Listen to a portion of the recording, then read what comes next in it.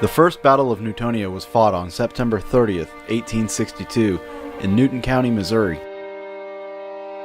Following the Battle of Pea Ridge, most Confederate and Union troops had left northwestern Arkansas and southwestern Missouri. Later that summer, the Confederates had returned to the area, which caused much apprehension in nearby federally occupied Springfield, Missouri, and Fort Scott, Kansas. Confederate Colonel Douglas H. Cooper reached the area on September 27th and assigned 2 of his units to Newtonia. In mid-September, 2 brigades totaling 1,500 men of Brigadier General James G. Blunt's division of the Union Army of Kansas left Fort Scott for southwestern Missouri. On September 30th, Union columns appeared before Newtonia, and fighting ensued by 7 a.m. The Federals began driving the enemy, but Confederate reinforcements arrived, swelling the numbers. The Northerners gave way and retreated in haste. As they did so, additional Union reinforcements appeared and helped to stem their retreat, and they soon renewed their attack. But newly arrived Confederates stopped the assault and eventually forced the Federals to finally retire. Pursuit of the Federals continued after dark. Union gunners posted artillery in the roadway to halt the pursuit. As Confederate gunners observed the enemy artillery fire for its location, they fired back, creating panic. The Union retreat turned into a rout as some ran more than 10 miles away. Although the Confederates won the battle, they were unable to maintain themselves in the area given the great number of Union troops. Most Confederates retreated into northwest Arkansas, and in 1862, Confederate victories in southwestern Missouri at Newtonia and Clark's Mill were the South's peak in the area. Afterwards, the only Confederates in the area belonged to raiding columns.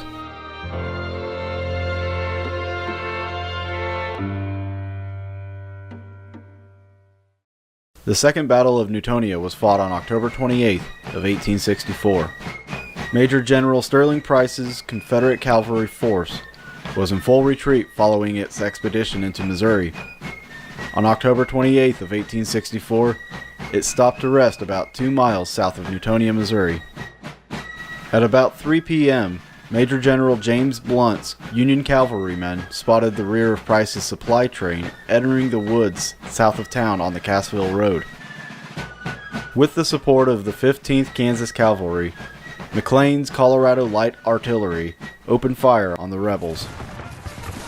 Blunt formed the 16th Kansas Cavalry and 2nd Colorado Cavalry into 2 lines and personally led a charge behind a screen of skirmishers towards the fleeing supply train. Most of the rebel skirmishers were in no condition physically or mentally to resist, and they were soon tumbling backwards. Brigadier General Joseph Shelby's Mounted Infantry Division, including his Iron Brigade, rode to the front, dismounted, and engaged the Union force. Shelby's men overlapped the flanks of the smaller Union force and forced it back into the large cornfield near the Matthew H. Ritchie estate.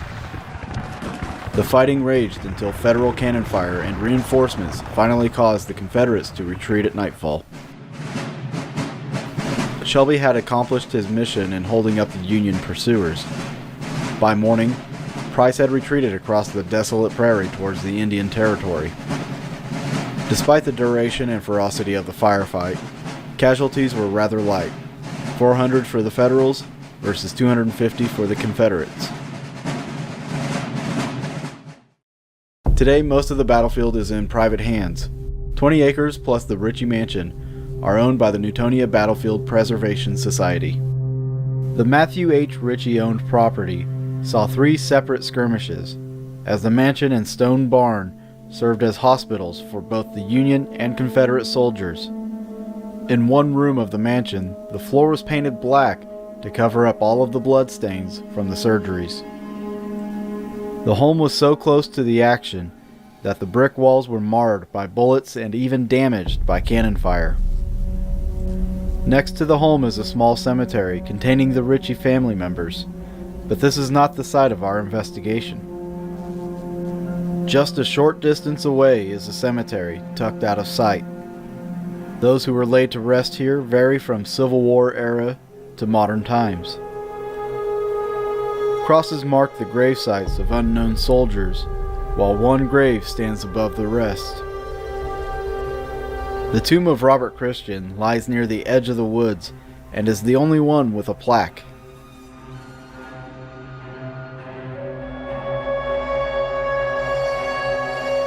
Christian was a lieutenant in the 15th Missouri Cavalry, serving under Captain James Ritchie, the son of Matthew Ritchie. Known as Old Grizzly, Robert Christian would be remembered for his diabolical acts during his time in Newton County. An excerpt from a report by Captain James Peavy of a Confederate scout from 1863 describes the murders of the men hiding in the woods. Another excerpt from an interview with F.L. Moore in the Indian Pioneer Papers recalls the death of Lieutenant Christian. I've investigated out at this location for several years. We've heard cannon fire, we've heard gunshots. Try a different part? Yeah. Some of the most amazing EVPs I've captured in my career have been from this location. One of them even saying my name.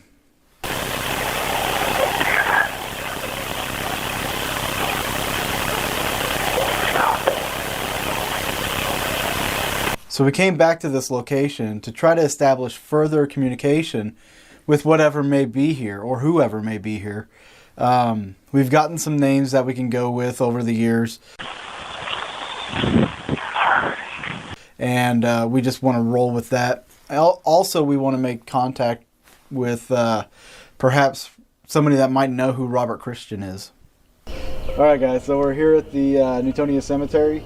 Night's coming upon us. Tonight we're just going to use some basic equipment, you know, maybe running some EMF detectors. We can run the static meters outside as well. Even the PSB-7 spirit box, we can use that out here. Anything to try to get communication. We're going to try to do it. As far as shooting with our cameras outdoors, generally the onboard night vision doesn't shoot very far, but John's got a handle on that with his new light. I've been hearing about this. It should help us out a lot. Can you tell me about that, John? Yeah, it's a new light I built. It's got some of the brightest IR LEDs. They're 10 millimeter and have 40 of them in there, and it also, how I build them, I put a reflective surface in the frame there where that light shines. It picks it up and makes it go a better field. And it's got on the back it has an on and off switch and power input. I made it that way so you can use either a 110 volt wall transformer or, like we're going to be using tonight, a new battery power pack. So this thing's pretty much portable then? Yep. Cool. Nice. So this should actually end up lighting up our area that we need. How far are you projecting it to light? I think somewhere probably over 350 foot. Nice. That should cover this cemetery. Yeah, so. It should be good for our cameras on that one. Should be seeing a lot of stuff. All right, guys. Well, let's get some of this gear and let's get out there and let's see if we can come up with anything.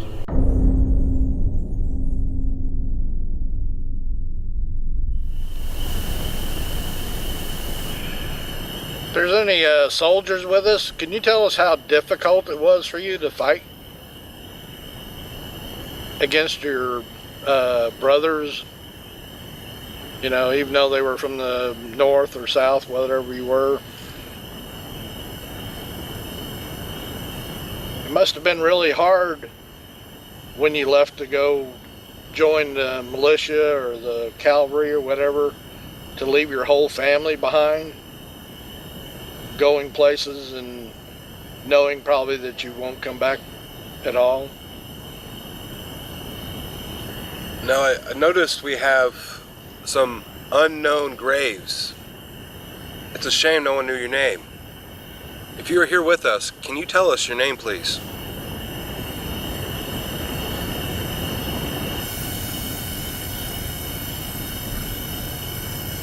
All right, you want to get your camera? Yeah.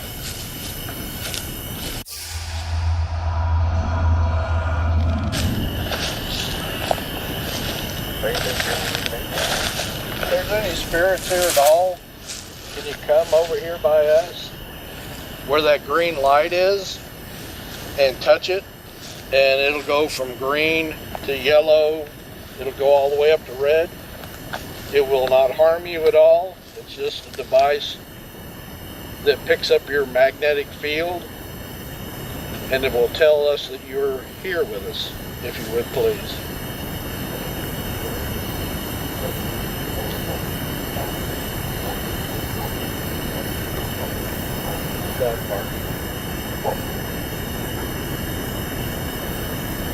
Stephen Wolcott or Mary Wolcott, are you here with us tonight? Huh? I rubbed my lip. I'm just telling her I rubbed my lip.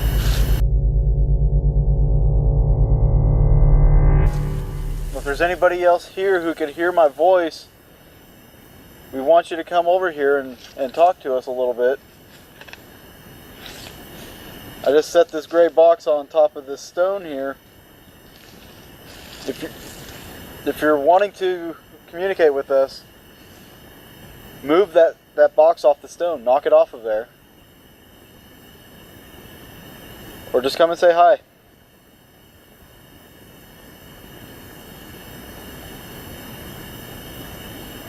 I'm crouching down real quick. Can you tell us how you died? Anybody just go, whew? No. Did you I hear heard it? that too. Did you? Yeah.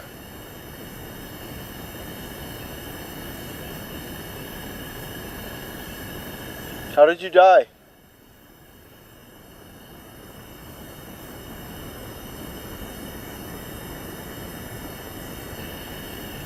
Did you happen to have a limb blown off in war? Did a cannonball happen to take one of your limbs?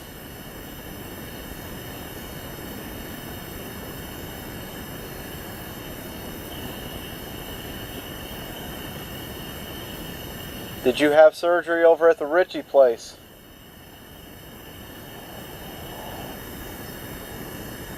Did you hear that? Hear what? Sounded like a little thud and almost kind of like a funky snort. It was not that away. Like someone like the thud was kind of like wood-like. That's where I have my camera pointed. Are there any soldiers out here who have messages for their loved ones?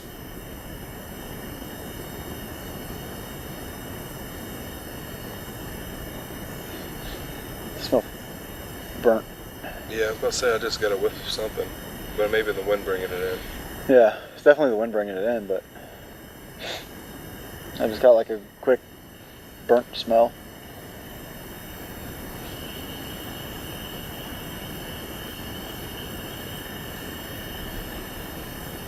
Did you hear it? Yes, I did. What did you hear? Like roughly. Actually, whisper it to John real quick. I'm going to step back here. I'll cover my ears. I'm over here, got my ears covered. I can't turn this camera around. I got one ear covered. I can't hear out of that other ear anyway. So, yeah. Good? Yep. Okay. Let me come tell John. You come over here, Barry. Turkey. There we go. So, cover one of your ears or something. So basically what I heard, what sounded like screaming, or I don't know, like off in the distance, like screaming, not like loud, but like a demon child. That's what it sounded like to me. All right, Barry. Yep. So how close were we to each other at all? No. No. Okay, so we heard two different things. All right. But I heard what he heard. Did you? Yeah. And what did you hear? It sounded like someone was in between us, like a rustling in the leaves, like Huh. Between you and John? no, me and you. That's what I heard, what he said. I was hearing something like off in it sounded distant, like a screaming kind of sound.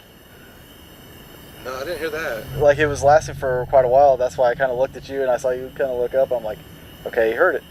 I didn't hear that, but I heard the rustling. Huh. Yeah, that was like right in between us. That's what got my head to turn. Interesting.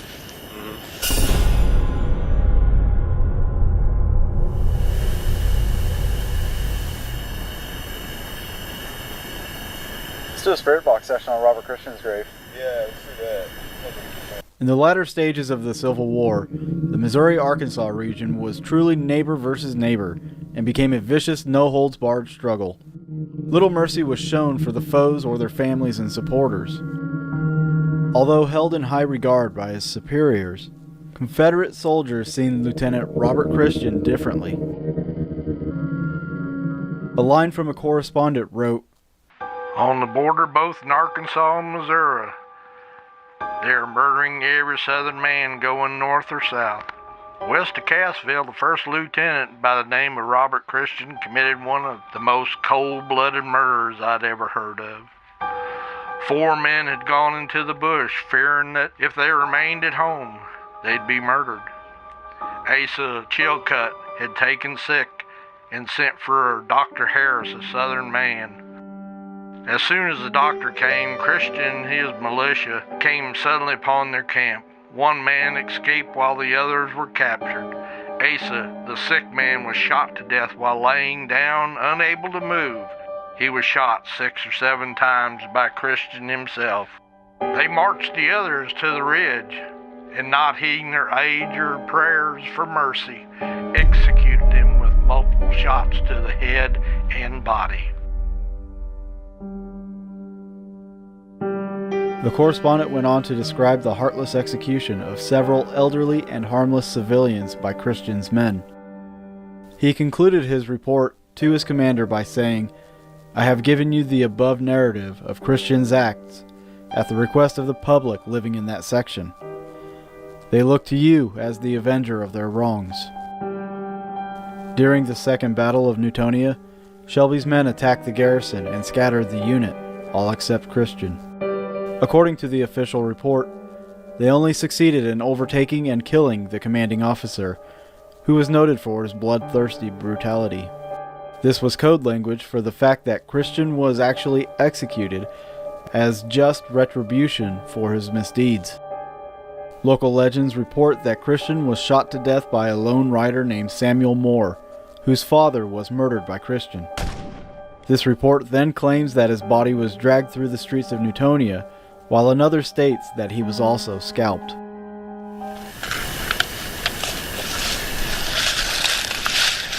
down 1 dot. 75%. Set the recorder down. As we set up to do spirit box sessions at Robert Christian's grave, the audio on David's camera picked up 2 faint sounds.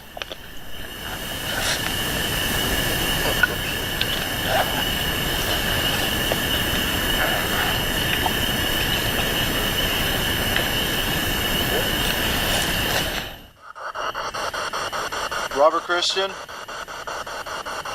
if you're here, I'm going to set this on top of your tomb. And I want you to talk through it. Or try to.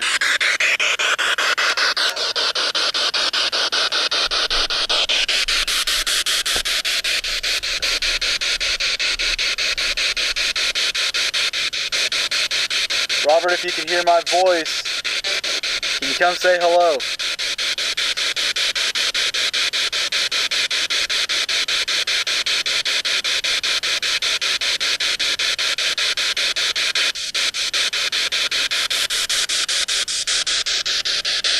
And folks, the reason why this is so bright is because we're near the light.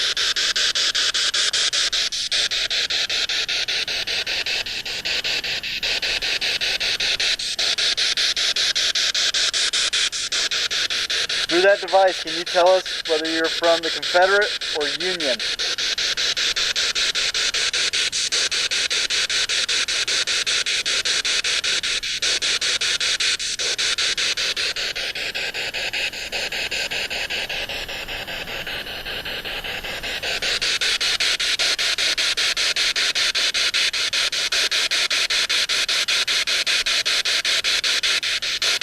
Did you own any slaves? That's just what it sounded like to me. What was that? It sounded like it said David. That's what I thought it said. Did you just say my name? If you can, say it again.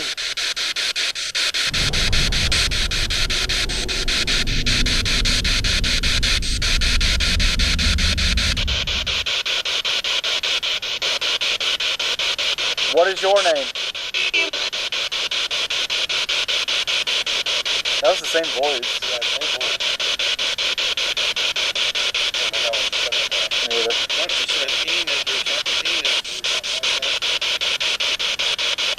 And as you can hear, there's not really any radio stations coming through.